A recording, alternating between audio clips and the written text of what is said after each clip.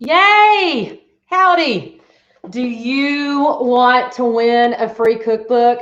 Do you want to know the recipe for like some of the best cheese biscuits I've ever eaten in my whole entire life? And I ate like 3 quarts of them yesterday. Not kidding. Well, of course you want to learn all about cheese biscuits, y'all. So I am so excited. I have the Cheese Biscuit Queen on Cookbooks with Virginia today. So welcome to Cookbooks with Virginia. My name is Virginia Willis. I'm a chef and cookbook author in Atlanta, Georgia, and every Friday at 11:30 a.m. Eastern Standard Time, I get to have so much fun. I invite cookbook authors on my show, and we have new cookbook authors, we have classic cookbook authors, we have out of print cookbook authors, you name it. It's all about the cookbook authors because I love cookbooks. I write cookbooks and I love cookbooks, and I hope you do too. And next up is, this is live, but if you're not able to catch it live, you're going to want to watch it anyway because Mary Martha is going to demonstrate a recipe on how to make homemade mustard, and we're going to push that and promote that and share that with you. And so let's bring Mary Martha on of the Cheese Biscuit Queen Tells All. Let's see here. Yay. Thank you so much for being on my show. Good morning. How are you? I am good. So you very kindly sent me some cheese biscuits yesterday, and I took them to a family luncheon, and they were like instantly gone. Oh my gosh, they're so delicious. My Aunt Mimi would be so thrilled with that because, you know, while I have sort of usurped the title of Cheese Biscuit Queen, my Aunt Mimi, who this is really her kitchen, she was really the Cheese Biscuit Queen. She was known all over Beaufort and South Carolina and up and down the East Coast for her cheese biscuits. So that's so wonderful. So your book is The Cheese Biscuit Queen Tells All: Southern Recipes, Sweet Remembrances, and a little rambunctious behavior. Well, you know, I've worked around the South Carolina General Assembly for about over 40 years. So there was always a little rambunctious behavior going on there. And we changed most of the names if it would have embarrassed somebody's mama. I wasn't worried about embarrassing my friends, but if it would embarrass their mama, I didn't want to do that. So I changed a few of the names. That's so good. Well, you know, one of my a writing teacher that I love to follow, Annie Lamott, she said, if people didn't want you to write about the bad things they had done to you, they should have been nicer to you to begin with. That's very true. That's very true. Well, but tell us your story. Tell us a little bit about yourself. Tell us about how has it come to pass that I now have this great book in my hand? Well, I grew up in the big city of Beaufort, South Carolina, and have only lived here and in Columbia, which is our state capital, and came home for Christmas break. I always wanted to have a creative career, and we had a good friend who ran the National Chicken Cooking Contest. And you know what? I'm going to do one thing, and this is live. I forgot to get the deviled eggs out. So the door was open, and I grabbed them right before I came on, so I've now shut the refrigerator door. I'd always wanted to do something culinary, but I came home my first year of college, and my dad had arranged for me to be a page at the State House. So that kind of led to 40 years at the State House instead of doing 40 years in a cooking career. So as you know, life is cyclical. One of my godchildren was getting ready to go on a semester at sea, otherwise known as she snookered her parents into paying for her to go on a halfway around the world cruise. And she asked when she got back, would I teach her how to cook? And I said, well, I'll start compiling recipes. And I might have mentioned the word cookbook, but she, you know, this isn't a child you make a promise to and then fail to keep it. So I started compiling recipes. And as I did, her family's been very dear friends for years. So I'd either write, well, you know, Aunt Mimi used to do it this way, or Aunt Mimi always liked to do it this way, or your grandmother did so and so and so with this. So it just kind of evolved from that as a promise I made to one of my goddaughters. So. Oh, that's so sweet. Well, we've got some of your friends here. Go, Mary, best cook and best cookbook. That's great. We've got Matthew Deaton here. Hey, Matthew. We've got Matthew Rayford here. Yes, he's got a beautiful new cookbook out too, and he was here last week. And Matthew and I actually were in a writing class together with Amy Condon last fall. Yes. So you use Amy as well. So I took a class with Amy Condon, Refinery Writing Studio. this past fall, and she's coaching me with my novel. Oh, yay. I Yeah, can't wait. I know. So let's talk about it. So you have, so all of these, y'all, these are just incredible, those classic Southern recipes: Southern corn, brisket, hot dog chili. You got Bay Point oyster stew, shrimp and onion sausage with tasso gravy and pimento cheese grits. I would love a big bowl of that right now. Oyster casserole, low country gumbos, shrimp burgers. You know, that oyster casserole, it's kind of different. It was always our Thanksgiving and Christmas dish. Yes. And a lot of people here in the Low Country do an oyster dressing for Christmas. Yes. But that's more of a almost like a bread pudding with oysters in it. It's smooth, so it's not chunks like bread pudding. But my dad was in the 82nd Airborne during World War II. I can't imagine my sweet daddy jumping out of airplanes and shooting people, but I guess you did what you had to do back then. Wow. But after World War II, they lived in Newberry, South Carolina, and he was in something called the 40 and 8 Club, which was like an offshoot of the American Legion. Mm-hmm. And my mother, being the dutiful newlywed, they didn't marry till long after the war was over, she would help make the dinners for the 40 and 8 Club, and that oyster dressing was one of the signatures. But my mother, every time she pulled that recipe out at Christmas time, she'd say, I had to peel a lot of apples and oranges for Ambrosia to get that recipe. So that's always been, because it had, it was always our family tradition that we ate it. But right. Mama have to talk about making dinners for the 40 and 8 Club, and was always that was part of as much the tradition as eating it was having to hear Mama say that. So. No, that's true. Well, you've got some good. I've got some good company on the back of your book. We've got Natalie Dupree said, I've been trying to decide whether to cook then read or read then cook, because either way is tempting. Having eaten my way through an entire recipe of Mary Martha Greene biscuits, I can attest to the recipes. Just be careful you don't get so engrossed in the stories you let something burn. That's some high praise there, lady. Natalie was very kind to write that for me. She's been real active with the Pat Conroy Center here in Beaufort, and I got to know her through that, and she's just been great. We, as I'm sure y'all do, we hate that she's moved further away from the Low Country, but right. I still really appreciate her writing that for me. So, and as I did appreciate you writing one for me. No, I'm going to say I'll read mine too. Whether it's on the front porch or at the kitchen table, Southerners seem to relish a good story almost as much as our beloved biscuits. Although packed with mouthwatering Southern recipes, the Cheese Biscuit Queen Tells All is far more than a cookbook. It is a lovely collection of food memories and embody the best of how we connect as humans. Well, I was wordy.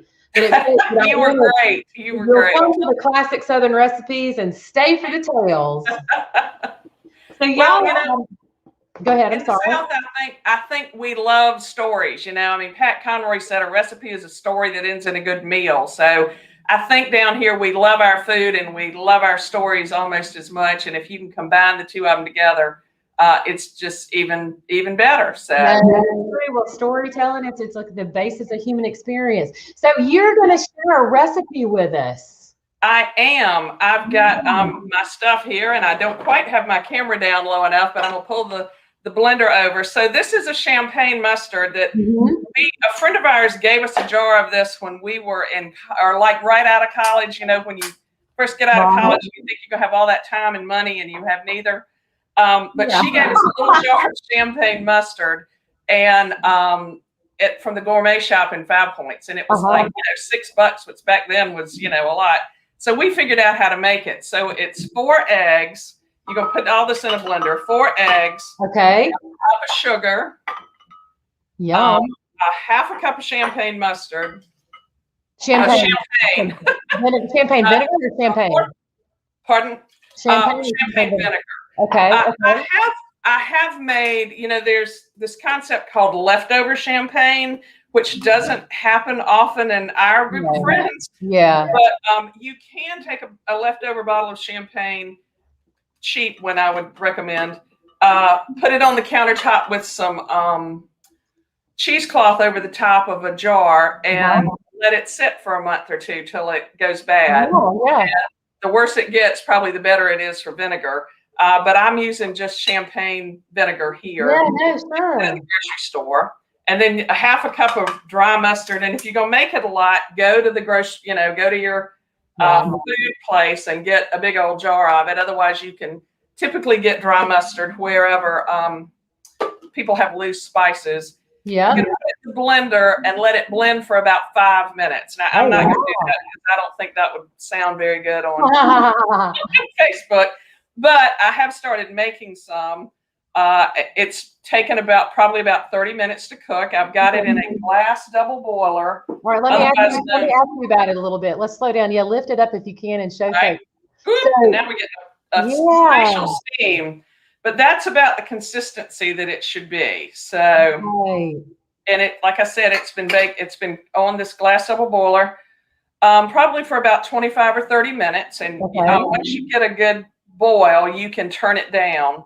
And then all you do, I give this a lot at Christmas for Christmas presents. Nice. So you can either find a cute jar. I think this one came from the Dollar Tree or somewhere. And if you've got your cannon, what you use in the summertime when you're putting up your canning your fruit, just stick that on top, get a ladle, and pour some over in there and just fill it up.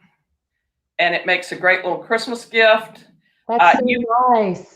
Mustard is nice to make, and this is cool because the eggs I am familiar. I know someone that used to make his own mustard, and his recipe had eggs and it required the double boiler.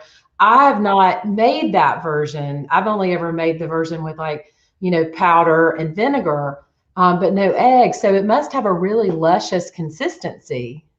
It does. We had a friend downtown he was a banker in downtown Columbia, and I gave him a big jar this one year at Christmas. And his wife said later that he quit going out at lunch because he wanted an excuse to take sandwiches for his lunch and put the champagne mustard on them. So. That is so nice. Well, my mama loves champagne mustard, and so I think we're going to make some of this. We're going to definitely make some of this and make some of your recipe. So gosh, well, Mary Martha, so thank you. And then you use it to make a vinaigrette. Is that? I do. That's the nice thing about it is we're starting to go back out to people's houses for dinner, and you might forget that. Oh, I used to have to take a little gift or something, and my gift drawer that I had was ready access is all empty. So you can take it again. You just mix it in the blender with some regular oil, olive oil, the champagne mustard, and some brown sugar, and pour it in a leftover wine bottle, something that's always in ready supply at my house. And this one had a really neat. It was a rosé that had a really neat bottle. That's a rosé bottle. Yeah, and it's got like a rose pattern at the bottom, so I want to do some shortbread with them too. But so nice. So put it in that, and there you've got, and it's all stuff you can keep on the. You usually got eggs in the freezer. In the refrigerator, and you can keep the mustard and the vinegar and the sherry in the pantry, and so you've always got something ready to take for a hostess gift. So that's nice. Do you store it in the refrigerator? Yes, the mustard has to be stored in the refrigerator, and the vinaigrette has to be stored in the refrigerator. Well, that will help obviously with not only food safety, but it'll help maintain that flavor. That flavor. We've got lots of folks. We've got Louise Gibson saying so much fun and deliciousness. And Cynthia very sweetly says, so proud of Mary for making her dream come true. That's so nice.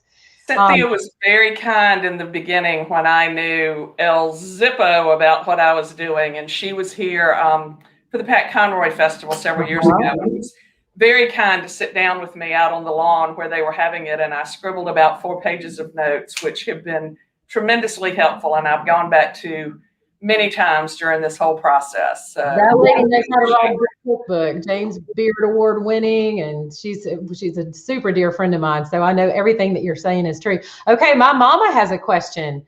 Have you ever made deviled eggs with that mustard? I have. As a matter of fact, that's what I was having to snatch out the refrigerator when we started. But as I mentioned, hostess present. These are going as a hostess present this weekend. We're going out to Fripp. So these are just instead of using regular mustard, I used champagne mustard, use a little bit of smoked paprika in them. And good Southerner, they've got bacon in them and bacon scattered on the top. So got some fancy bacon deviled eggs. That's so nice. I have a secret ingredient in my deviled eggs, and I actually learned it at culinary school. Butter. Oh, yum. It's ridiculous. It's just, I just use egg yolks and mayonnaise and butter, but the bacon, bacon is good too, right? But the butter, one time when you try it, just add like a tablespoon of butter, room temperature butter to your mixture, and it makes it even creamier.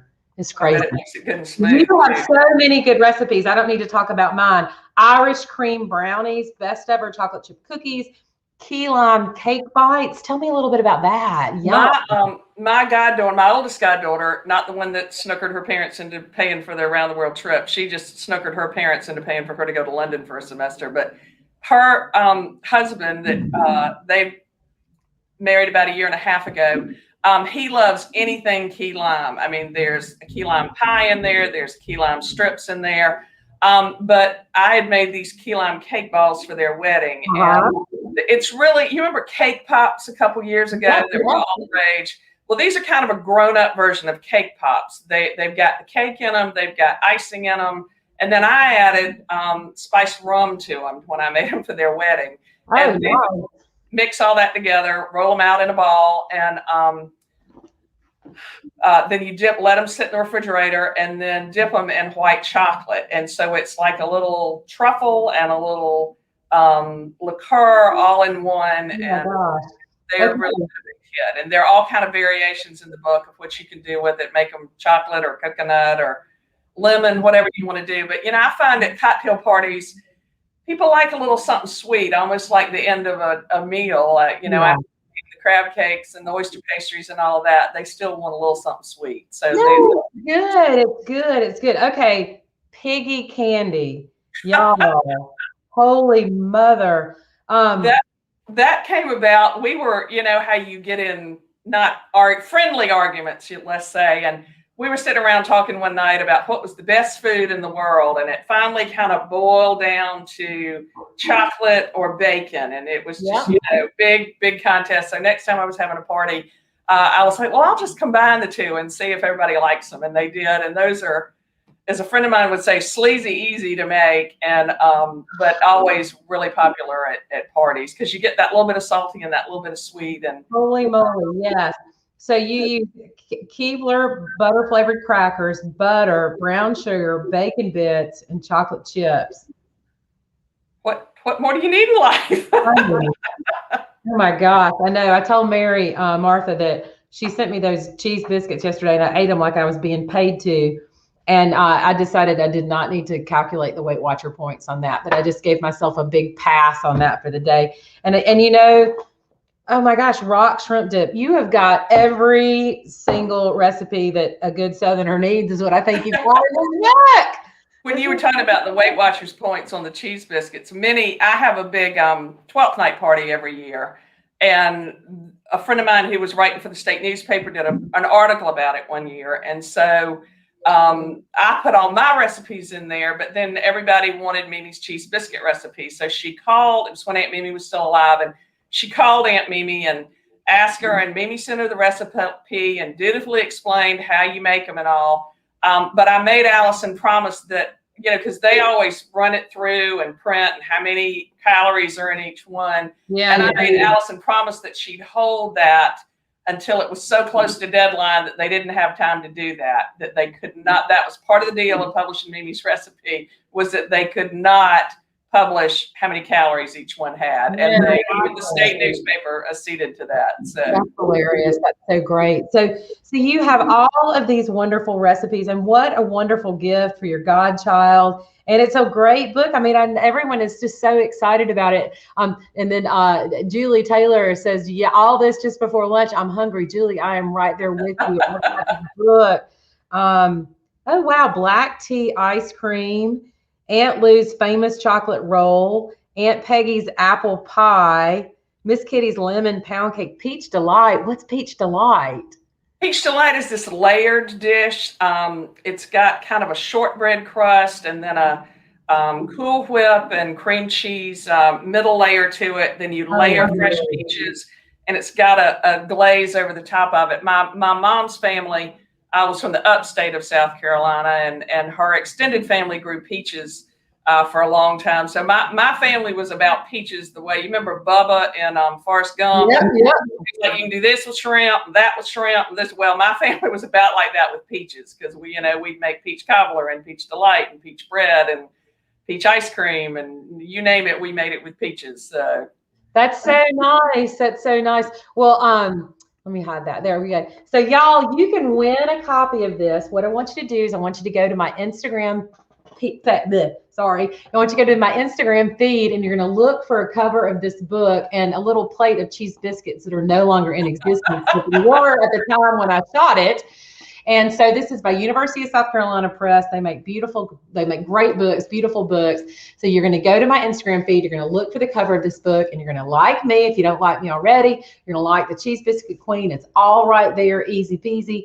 And what we'll do is over the course of the weekend, it'll just stay up. And then first thing on Monday morning, we pick a winner and then we send you a book. It's just that easy. So I love it. And I really, Mary Martha, I just love getting to know you more. And I think it's just so cool because, you've got these wonderful stories and these wonderful recipes. And it's just, I love to be able to celebrate your new cookbook. Well, thank you. And I really appreciate you having me on. I loved Bon Appetit, y'all, from the first time I ever picked it up. And just, I remembered cooking in the kitchen with my grandmama or especially with my aunts. And I'm in my grandmother and aunt's house now, but my parents' home was right next door. So we were always just back and forth, or, when mom and daddy went off for the weekend, we were always over here and always cooking. So, I felt like we had a lot in common from the get-go, from the first time I ever read Bon Appetit. Oh, for sure. What is one of your favorite things to cook? I love shrimp and grits. I love anything as long as I've got people in the house to cook for. I mean, in the summertime, I have company just about every weekend down here, and I love to cook shrimp and grits. I make crab cakes in the summer until I don't ever want to see another crab cake. But I forget that I'm not eating it. That I'm the one eating it every weekend, that my friends aren't. So they're not tired of it. But by August, I'll be like, I don't want to see another crab cake. So. No, I get you. I know. Well, it's just so wonderful. And there's so many great memories that are made, like visiting friends at the beach, right? It's just so great. So, well, I have a couple of questions I would love to ask you. Okay. All right. So every week, I do this 11:30 a.m. Eastern Standard Time. I have a different guest, and then so this is the deal, Mary Martha. I love to listen to Brene Brown, and I'm not that I'm comparing her, but comparing myself. But she's got these rapid fire questions, and I thought it's a great idea, and I really love learning what everyone does differently. So, what is the last cookbook you've read or cooked from other than your own? That's funny. And I hope I pronounce it right, Breasts and Yam. Oh, yeah. It was your guest last week, and Amy Condon, who helped write it, is our writing teacher. And I was at Buxton Books last weekend in Charleston right after the show last week, and there it was sitting. And so I picked it up and read it. And I love to. My Aunt Lou was the first person I remember talking about reading a cookbook like you would read a novel. Right. And I love any cookbook that's got background and stories, and that's the last one I read this week. So nice. Well, that Breast and Yam is a beautiful book. Matthew is a friend, and I love to champion what he does, and that's so wonderful that you bought his book and that you bought it from an independent bookstore. So I'm gonna pause for just a second and tell people that to win a copy, go to my Instagram feed. To buy a copy, it's available all the major retailers, of course, Amazon, Barnes & Noble, but go to indie.org and type in The Cheese Biscuit Queen Tells All, and you can find out where your local independent bookstore sells this, and you can buy it straight from you, right? If they go to thecheesebiscuitqueen.com. You can get it either from uscpress.com or thecheesebiscuitqueen.com, either one. Well, let's send it to thecheesebiscuitqueen.com. Can people have it signed if they go? Yes. If they order it from me, I will be glad to sign it. So. Oh my gosh, you're a better woman than I am. You're so much of a better woman than I am.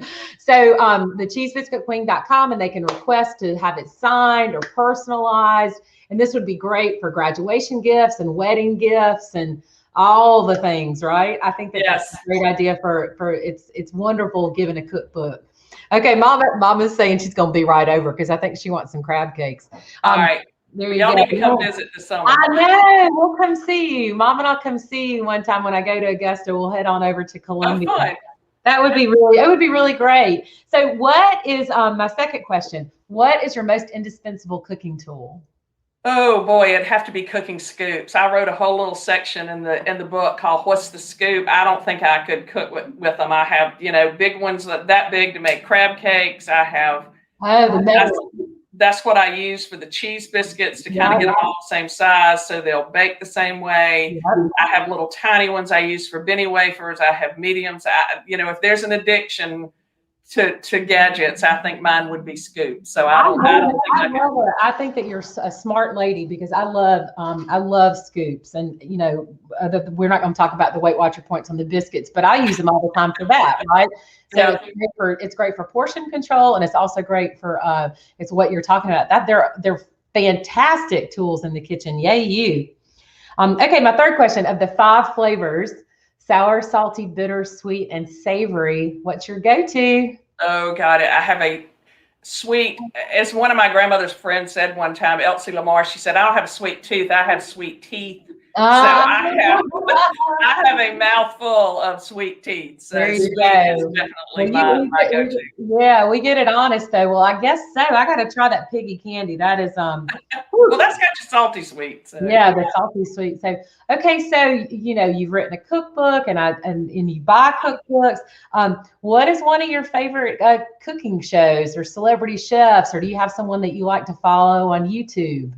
Well, other than Cookbooks with Virginia Willis, of course, I love Delicious Miss Brown, Cartier Brown. Just, she's a low country person cook. It's filmed right up the road at Edisto, so I'm always looking to see if I know anybody or, I've been down that road before. So that's great. I'm not familiar with that. That's wonderful. I love it's on Food Network, Delicious Miss Brown. So I think this is maybe her second or third season. Okay. Oh yeah. You know what? I do know that. I haven't seen it, but my friend Gina, I think, worked on the show. Did some behind the scenes stuff on the show. All right. So this is going to be a big question because your whole entire book is all these wonderful stories about your family and growing up with Aunt Mimi and all that. But share with us one of your favorite food memories. I think it was just cooking in the kitchen with my grandmother. She was just a great country cook, and I think the biggest thing, if you ask any of from my generation on in the family, what was their one grandmama memory, it was Mickey Mouse pancakes. And, she'd get the trip, or she could make bunny rabbit. Grandmama was very talented. But, even when the next generation down from me, she was still alive and would make them Mickey Mouse pancakes. And one of what would be her great-great-grandsons is coming to visit next weekend, and he's now 15 and driving, but I'll bet you a dime to a dollar next weekend I'll be making Mickey Mouse pancakes. No, that's great. I know. I'm like, who chopped onions? It's really, oh gosh, it's just so incredible to be able to be in the kitchen and learning with children.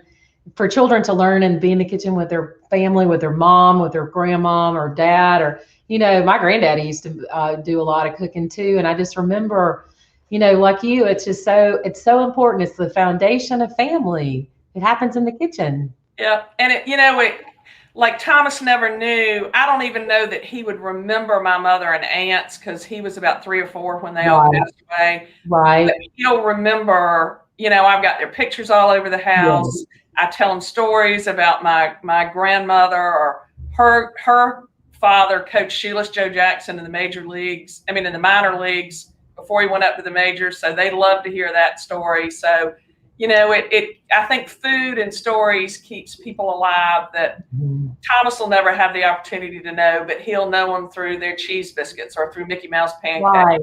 No, it's so. Yeah. It's so sweet. And now you've shared all these beautiful recipes with the world, right? And this is I'm just in love with your recipes. I think I think that my mama is tagged this book. She was looking at it like, I need this.